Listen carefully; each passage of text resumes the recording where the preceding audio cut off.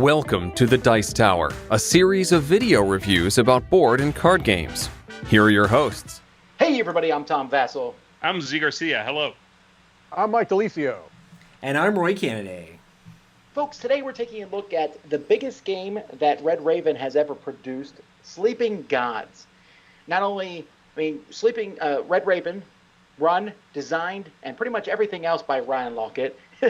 He does everything, although in this game, he was helped by both his wife and another writer to write the stories in this one. This is a storytelling game in which you are taking 8 people who live in, I think, the 1800s or somewhere like that. It's 1929. 1929, and they get warped over into this fantasy world, and you have to figure out how to get back. And that's the whole point of this. It's a very long campaign-style game. That's the box says it's 1 to 20 hours. I'm not sure how you can only take 1 hour. You could die. That's how. And you play will. Brutal mode, and you bomb it. Okay, sure. I played through the whole campaign, and I think it took me around 12 and a half hours. That's pretty close to where I'm at. Right. But before we do anything else, there's a whole lot going on here, folks. Let me show you a little bit of it. Folks, there's no way I can go over everything in this game, so I'm just going to give you some general ideas of how it works. There are 8 regular characters plus the captain in this game, and you're going to take each of these characters and you're going to split them amongst everybody. So if you're playing by yourself, you would put all 8 in front of you, well, all 9, because you would also use the captain. But let's say you're playing 2 players, you would each take 4 characters, and then you would share the captain character. Each character has a certain number of hit points for their life. They all come with a weapon. A weapon has a 2-hit number, which means you add this to a destiny draw. That's how much damage the weapon will do, and that's how much armor you have.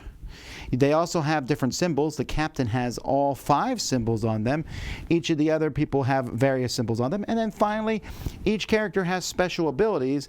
Like, for example, if I put 2 command tokens on Raphael, I can add 1 to his damage.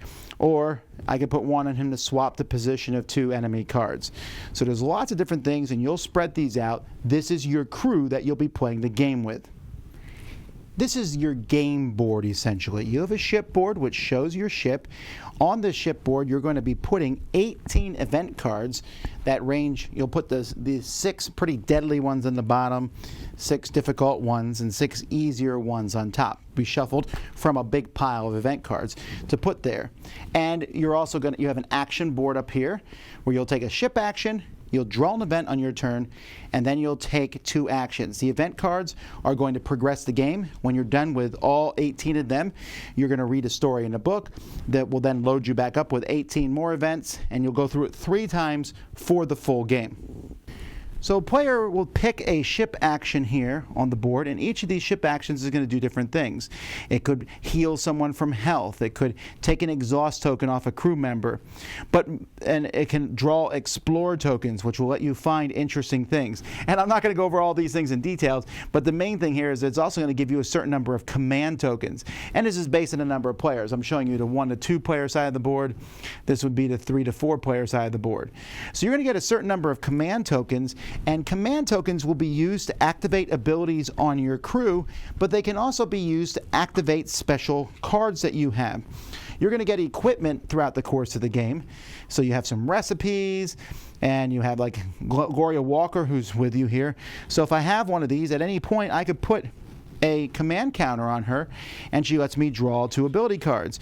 Or here, when I'm drawing Destiny, I can put one here to re-flip. When I use the gear, I can put a token there to re-flip.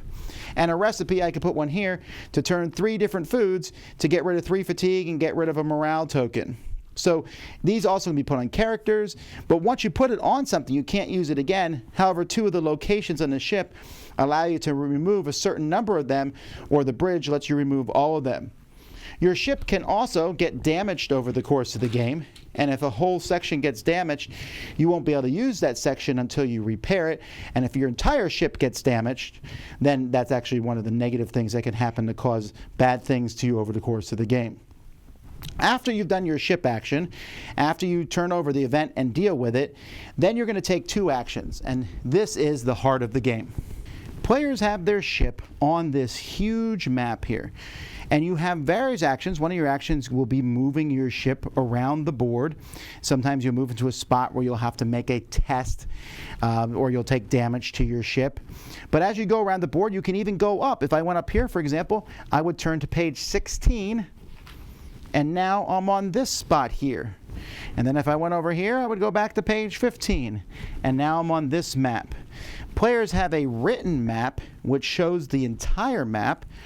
You'll be starting here, and then you can go all over the place. Now, there's a few maps. I think there's 4 maps on here, which are part of the expansion. So if you don't have the expansion, you just can't go onto those. It doesn't really change the game that much. So you'll be traveling around, and then you're going to go to different numbers on the map. You can always go to port, and there's all sorts of things you can do in port. As the game goes by, you'll get experience, and you'll use experience to buy experience cards for your crew. Experience cards can be tucked on your crew to give them more symbols, a special ability, and they just have a certain number of experience that they cost. You can also go and buy more equipment cards. You can find all sorts of things, from armor to better recipes to something that gives you symbols to better weapons like the blow darts or this hammer. And you're also going to go to ports to repair your ship and heal people, etc. But you're also going to go on adventures. And when you go to an adventure, you can use one of your actions and say, I'm going to go to 23. At that point, you will open up this book and find a corresponding number. When you land at a number, you'll read from the book. So here, for example, it tells you land in a small wood area, and it will sometimes give you options. Sometimes it doesn't give you an option. So here, I can search for the scholar's cabin. What does that even mean? Well, it requires the keyword heretic. As the game goes by, you're going to get what are known as quest cards. There is a huge box full of these quest cards, and as you find a quest card, so let's say you find this card here, we're not going to look at it, but it gives me the keyword sleep. So anytime I come across a keyword where I need sleep, I can do that. So here, if I had the keyword heretic, I would turn to 155.7 and do that. Since I don't have that, I can simply do the bottom thing here. This requires a perception test of 6. If I fail, I go to this. Otherwise, I go to this number. And then various things will happen. Many times over the course of the game, you're going to have to make these tests. And you have different skills. We have strength, perception, cunning, savvy, and craft. And when you make one of these tests, you are allowed to exhaust somebody to add their skill. So for example here, if I want to use Captain Sophie Odessa, who is you, by the way, in this story, and I want to use Savvy, for example, I could put an exhaust token on her to get +1 to my Savvy. Once you have an exhaust token, you can use another one, but it's going to make you less effective in combat. So you're not going to be able to use people too many times. You have to find a way to get these exhaust tokens off them with food or with going to port. You're going to be collecting these cards over the course of the game, and you can equip them under your character. It will give you a special ability, and it can give you another symbol. Each character can hold 2 of these, and all that does to equip them is cost these symbols here. You can also, when a test is made, discard one of these to get a +1 in that. But what you're normally going to do, let's say I had a strength test of 6, for example, and Sophie has this. So she has 2 strength. I say I'm going to use her, and I'm going to use Raphael. So I would exhaust both of them. I have a base of 3. I'm then going to flip this card, and I'm going to get a 1 through 6 here. I got a 4. 4 plus 3 is 7. I've passed the test. So if I had drawn, for example, a 2 plus 3, that's a 5, and I would not pass the test. And the test would fail, unless, of course, I had something to do. Remember earlier I showed you equipment cards like this gear. I could put a command token on it to reflip this card. And there's all different ways to mitigate things. But, you have to have enough command tokens left to do that. So you're going to be making a ton of tests in this game, and that's basically how they work. Another thing you might run into in the game is combat. Well, you will run into it. When there's combat, you're going to be drawing from this big combat deck. It will tell you, it will say, hey, you're fighting against number 34 and number 52. So I'm just going to show you cards 1 and 2 here. You'll take whatever cards you have, it could be up to 5 cards, and you're going to shuffle them and place them next to each other like this here. At that point, you're going to initiate the combat. You get to activate 4 of your crew members to fight them. Each time you swing at them, they'll swing back.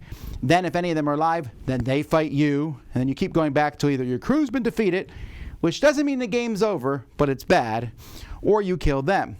When you fight somebody, you're going to be using either your inbuilt weapon or another weapon that you might have. So let's say Mac here uses her saber. So it has a +4 to hit. She's trying to hit this Myth and Guard. Well, that's pretty easy. They just need a 5 or higher to hit. She draws a 6. That's an automatic hit. Now, if some weapons aren't nearly as good, for example, Gregory's knife is not nearly as good as Mac's saber. Mac does hit. She does 2 damage, unless she puts 2 command tokens here to get an extra damage. She could also put 2 command to add 1 to the card. So she's pretty good at fighting. When you do 2 damage, you kind of slice the creature. So I could go 1, 2 here, or I could go 1, 2 like this. There's even a way to do splash damage when they're next to each other to hit the creature next to them. If you take out all the hearts on a creature, and sometimes these hearts have 2 or 3 in them, they're harder to hit, but they'll take 2 or 3 damage. If you take out all the hearts, they're gone. Otherwise, they hit you back. When they hit you back, they're going to hit you back for this much damage, so this Mythian will hit back for 3, plus all the ones showing. So if this was me, I would probably hit those 2, so that the Mythian only hits me back for 3 rather than 4. This Mythian's going to hit for 5 unless those 2 are covered. So you have to make choices whether you're going to cover up the hearts or the damage, or as the game progresses, there might be other symbols on the cards that will do different things to you, so you have to be careful. They can do poison, etc. So you're going to keep fighting back and forth like this. They're going to then hit back, and Mac has no defense, so this one would have hit her back for 3 damage, which she'll take, and she only has 5 hit points. When your characters take complete damage, they're not out of the game, they're just knocked out of the fight. And if all your characters are knocked out of the fight, well, then you lose. It's not game ending, but you will have to, it's not good either. But if you take care of them, then you've succeeded in the fight. I have just scratched the surface of all the different things in this game. There are tokens that you can give to other people in a fight if you hit certain spots to give them bonuses. There are like the different events that you will draw that will do various things. There are totems, special items that you're looking for, and you'll check them off here as you get them. In the game that I played with my kids, we played for about 14 hours and we found 7 of the 75 totems here. There are 13 different endings. I've seen one of them. As you collect totems and collect endings, you will unlock more parts of the game for future things to go through. There's a ton of stuff in here, but everything is, it's an immense game to play through, and that's not including the expansion and all that stuff. Just the base game, there's a lot.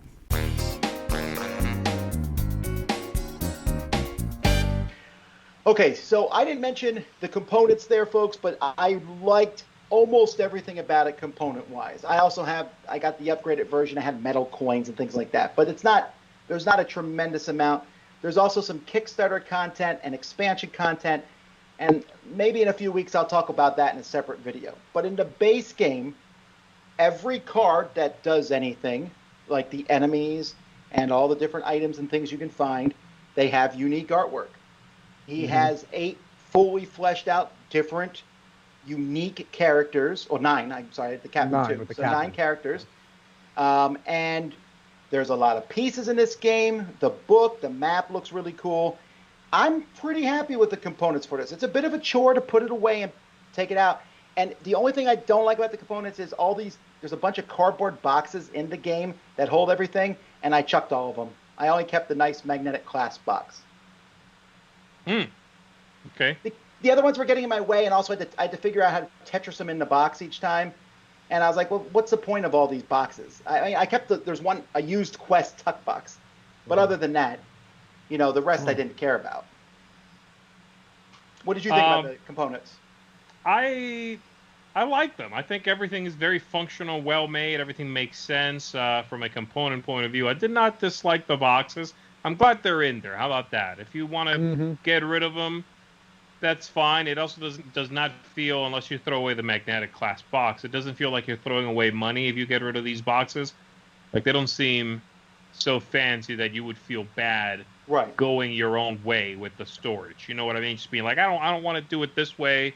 I'm going to get rid of it. That Well, magnetic another reason clasp I one, didn't though, see is was good. because I was fitting all the expansion stuff in. It all fits in, but I had to take out those boxes. Right, right. So I like everything there. The only thing I would say, there's a couple of small nitpicks, and one of them is, as far as this is like a design choice, I suppose, but it has to do with the components, and that is, if you do not have the expansion to this, the Tides of Ruin or whatever that's called, Mhm. then you do have on the back of the sheet pad that you use for a campaign, it does show you across the bottom 4 maps, something like that, that you don't own. Spaces where you could sail, and that doesn't exist for you.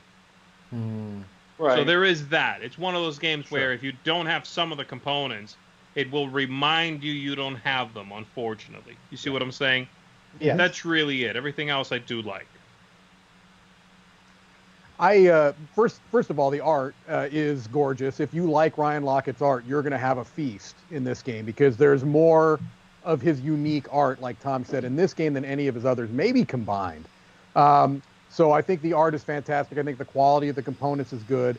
The only little nitpicks I would say, and again, they are nitpicks, is I feel like in the rule book, there were a couple of things that I found a little odd, like they don't mention artifacts except in the list of components, and so there'll be maybe a card that tells you to get an artifact, and I'm like, well, what's an artifact? And you're looking through the book, it's not in the index, it's not anywhere else, it's just in the list of components. Like, here's some coins, here's some artifacts. Oh, that's what they are. There were a couple of little typos in the storybook, but to me, I can kind of give that a pass because there's a lot of stories in that storybook. So those are the only nitpicky things that I found. Otherwise, I thought the component quality was really good. I thought that the art, is beautiful. I love Ryan Laukat's art, and there was a lot of it there.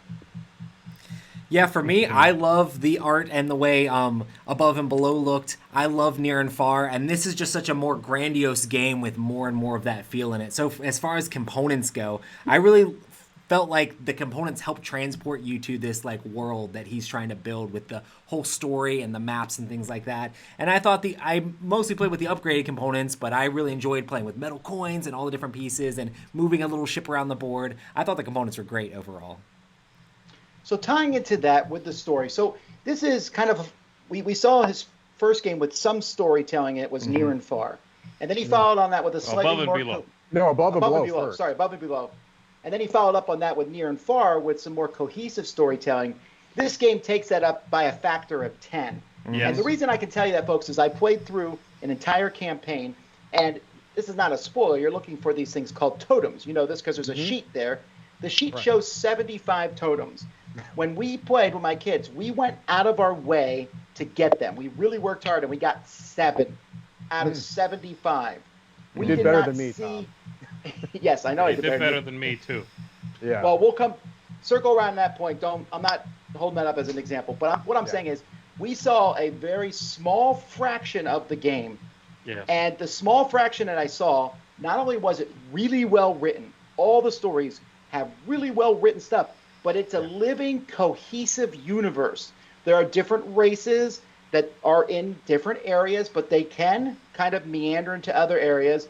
And I was really intrigued, when I got to the point where they would say, you meet a character from this race, and I'd be like, oh, yeah, I know about them. That's interesting. Yeah. And I thought the storytelling was top-notch. Fantastic. I agree with that, Tom. I think at its core, at its heart, like you said, he's moved closer and closer to making a game that is more story and more reading from that book than anything.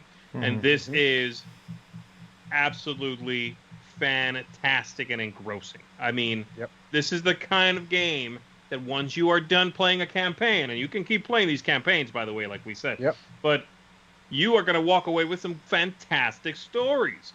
There was humor in there. There was mystery and suspense and tension. It is unbelievably captivating. It was, and time. This game makes time melt away. It does. In a way that I'm not sure I've seen in something else. It's just, it gets its hooks in you. It certainly did for me. Yeah, and to follow up with that story thing, I'm afraid that this is going to be an overused analogy, so I'm just going to put it out there. This does to me feel like the closest thing I've come to like a Zelda game in a board game. It has that open world feel. I love the idea that you really don't have a lot. At the beginning of the game, you basically know, hey, you're trying to find these totems. So that reminds, oh, you're trying to go find guardians. It's just this vague notion of what you need to do. But beyond that, there you go. Here's this world. Have at it. It was the furthest thing from on rails as I've ever seen, maybe, in a storytelling board game like this. I mean, but there are other games that have tried to do that have created frustration. I did not have that sense of frustration here. I didn't feel like, well, here, I have no idea what I'm supposed to do. This has a really great trick of you feel like you can do anything you want, but you also don't feel like you're lost. You never really felt lost. You know what I mean? And so that's like, a really great quest you can do. Yeah, yes. yeah. And the other thing that I think is so good is that unlike other storytelling type games that I've played before, the actual rules of the game, the turn structure, is simple enough that it doesn't get in the way of you going out to explore.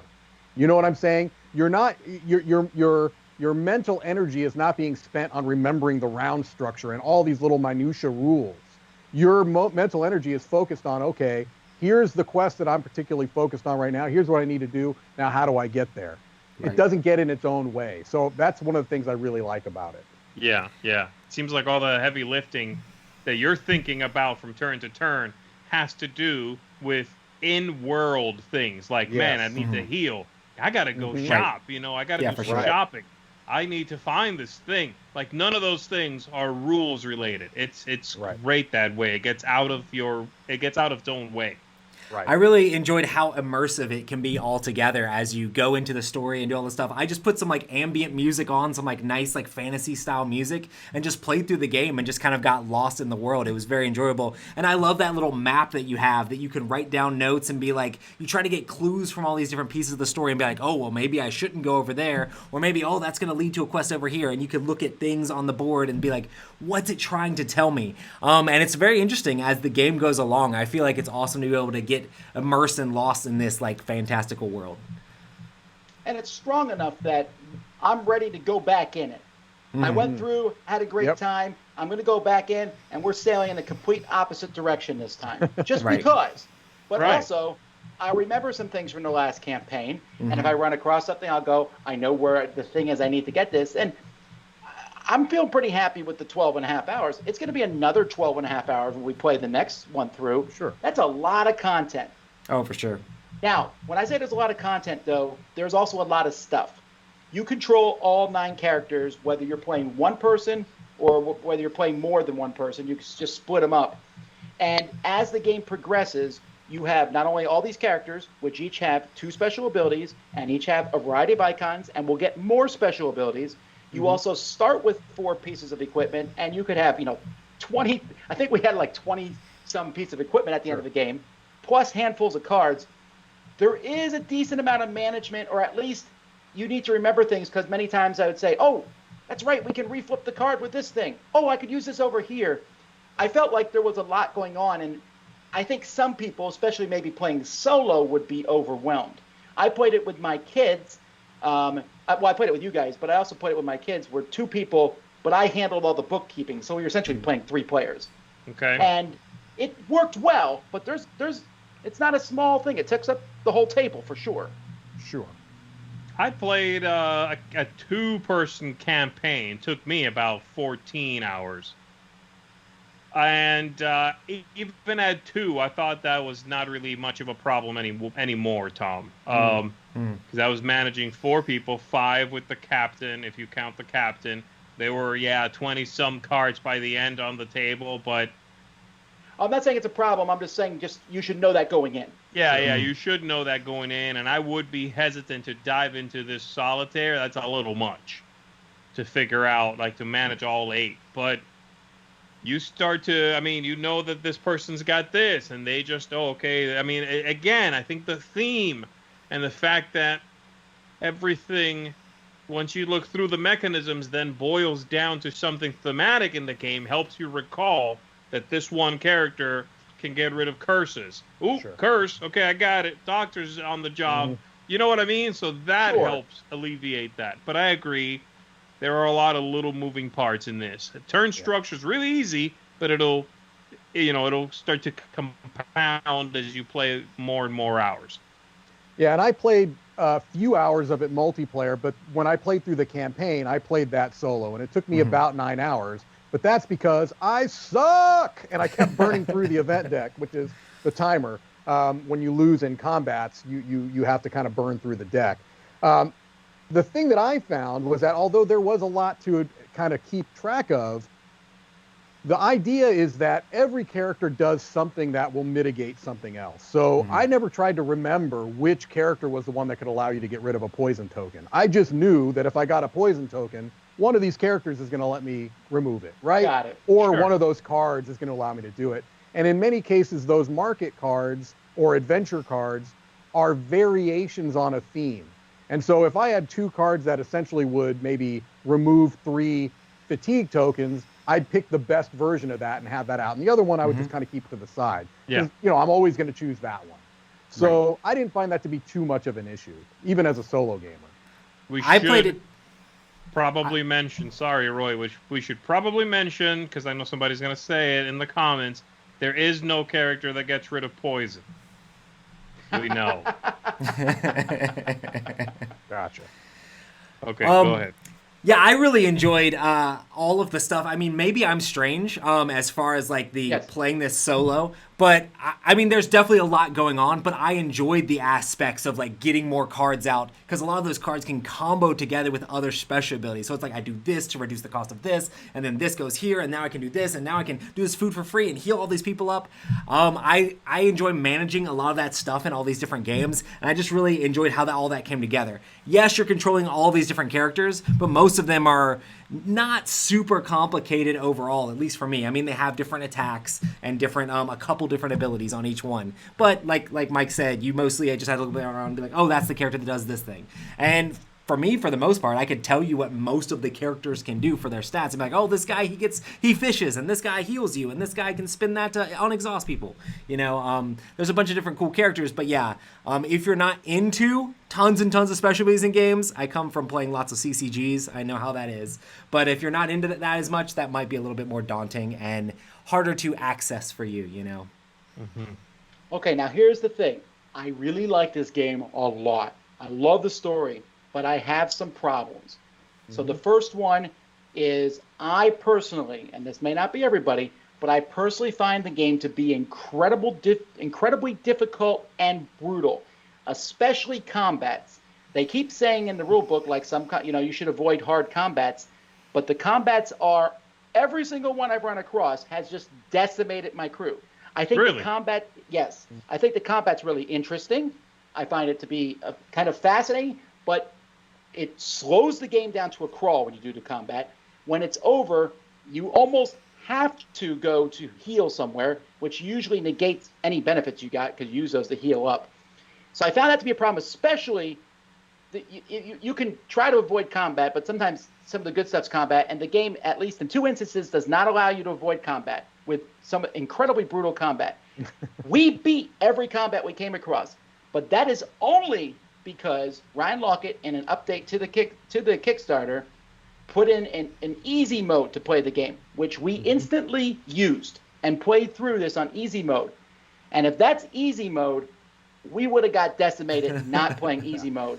Ryan Laukat also put in a bunch of tips, and I have a problem with the fact that all that stuff is not in the rule book.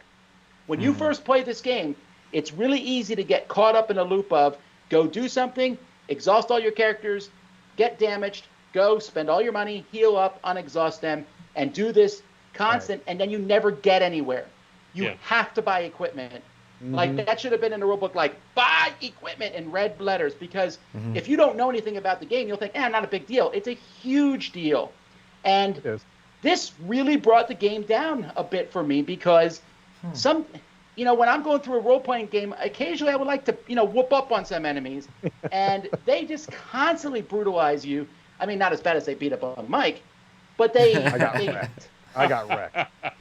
But they beat up on me, and So I can get through that, but sometimes I was like, I just want to do the story. And then the game does other things that make it like the last 6 events in each iteration will say things like, you have some bad thing happening to you. You can use one of your 2 precious actions to get rid of it. I don't got time for that. Those actions are really important to me. And then on top of that, you're constantly, there's just bad things happening all the time, which I can get around, and you can do that. But then there's other things that playing the second time through, the first time we played through, when you get to an end, they're like, discard all the ability cards in your characters. Right. That would have been super useful to know that was going to happen. Yes. Because we had just spent all our command tokens at putting them on our characters. I agree with that. When we got to the second round, we're like, we're not doing that this time. Fool me once. And that maybe that's a spoiler, but I just found that it shouldn't be really difficult. No, it should not be a spoiler, Tom. I think that should have been in the rule book. That, hey, you're going to want to, equip your characters with these ability cards for a number of different reasons. Just be aware that when the deck reshuffles, they're gone. You keep your level up cards, and you keep your, but you're getting rid of those ability cards. So I think that should have been in the rule book. Now, before you go, before I toss to you, I will say that I said the game's really difficult. I found that on the easy mode that Ryan Laukat posted, I found it to be right my speed. It still felt hard, but it was right my speed. All right, what do you think about the difficulty? I had no problem with the difficulty. I thought it was fine. Combat is difficult, sure, but I fought maybe, I don't know, 10 times. I don't know how many times combat happens in a whole campaign. Maybe 10, maybe 12 times. We lost once. That was it. The rest of the time, people get hurt, and you have to be... It's a big puzzle. I like combat because I thought it was really puzzly and interesting, and you have to figure out who your heavy hitters are and all of that. But at normal difficulty, I did not have a problem. So I disagree with that personally. Again, but that's you have that experience. That's valid. I liked the difficulty fine. I would not play brutal mode. That sounds terrible. But, play normal or play that newly published easy mode. The one thing I do agree with, which is the only thing I'll say that is bringing what I think of this game down for me, is I do think the rulebook has some problems. I know the rulebook has some problems. Some tips and tricks would have been nice. But besides that, there's a lot of things you need to figure out, and there's a few that are really important. Things like, hey, did you know that to deal with a test, you don't have to exhaust anybody? You can just flip fate. That's not in the rule book. Are you kidding? Yeah. That's why some people play through the campaign and everybody's exhausted all the time. Yeah. Because you're always exhausting someone. Also, like a tip and trick should be like, hey, look, sometimes just fail a test. Who cares? Take the little bit of damage. Right. You don't need to exhaust half your crew to not take 1 ship damage. Right. Sure. Yeah, I agree with that. That should have been in there. But it just basically my main beef is, and this is something that, again, was overcome and a lot of fun was had, but I think the rule book should have been stronger. It's not very clear. Some of the actions on the characters, like the ones that modify combat, only apply to that person's combat. You cannot give a +1 to somebody else who's fighting. Right. Not clear. It's just there's a lot of things that I discovered through doing a deep dive into Board Game Geek posts and things like that I was not happy about finding these things out after having already played like an hour or two. So just the beginning of the campaign, but you've already invested some time, and then you go in there and find out, oh, this doesn't work the way the rule book says. Yeah. You wrote like a 100-page book, but you couldn't figure out these 24, make those really clear. That's sad. That's not upsetting. That saddens me a little bit. Yeah, well, Tom, really quickly on the difficulty, I'm more on your boat there than I am on Z's boat.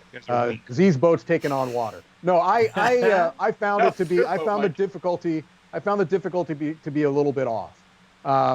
I do feel like easy mode's going to be the way I go the next time I play. I played normal mode through my whole campaign, and I can tell you I lost significantly more than 1 combat. I felt like it was and it's a real double-edged sword, because I feel like combat, the actual mechanics of combat, is one of the coolest parts of the game. I agree with Z that it's its own little finite puzzle. I love the idea of the splash damage. I love the idea of sometimes you're going to want to be damaging them on things that aren't necessarily going to immediately hurt them, but it's going to keep them from being more powerful when they do counterattacks. I thought that was cool. But one issue I do have with combat is I felt it was like overly punishing. I felt like, okay, so every time I hit somebody, unless I kill them, and you're not going to one-shot any of these, for sure, pretty much, in every time I hit them, they're going to hit me back. They're going to counterattack me. And then any that survive at the end of the round are all going to attack me from left to right. That felt so punishing to me. It's like, if I've attacked them, I felt like it should be one or the other. Either they counterattack when you hit them, or they all attack at the end of the round. It just felt a little too tough to me, personally. Easy mode, I think, would alleviate any of those. But, so, I don't know. Next time I play, I'm playing easy. That's all I'm saying. Roy's about to tell us it's the easiest game he's ever played. Sure. No, I don't have as long of an experience with this as you guys do. So maybe it gets super hard. But one of the things I thought was interesting is I think he set the game up so that way you could basically discover things and make mistakes. And then when you play through it more, you can be like, oh, well, I know I need to go here first and grab this gold and then spend it at the market to equip my characters. And that map that you can write things on, I think it's extremely important because there's a lot of clues that different characters give you as well. Like, literally don't go to that island. Don't go there. You're going to have a combat. They're going to wreck you. So, like, you're supposed to write a little exclamation point beside it and be like, I'm just never going to go to that island. That sort of thing. And then certain ones you finish off and you can cross off and be like, I never need to go to that island again. There's a lot of interesting things you can do in the game. But I think he wanted it to be hard and for you to fail at the beginning. And then as you play through things again or you figure out different routes around the map, then you'd be able to do it faster. Easy mode kind of helps you shortcut to that and lets you just enjoy the story more, which I think is great as well, Well, I'm really curious here about the ratings for this one. So, Z, what are your final thoughts and rating here? I think this game is insanely good. I think it is an epic game. It is captivating as all get out. And again, the only thing I had a problem with, which as you play is a self-correcting problem, is the rulebook. Mm-hmm. It's the only thing that I thought, man, that sucks. That everything isn't clear. And then that goes away because you figure out the right answers, right? For me, are we doing final ratings already here? We are. Not already. We've been talking a while here. No. I'm ready to keep talking.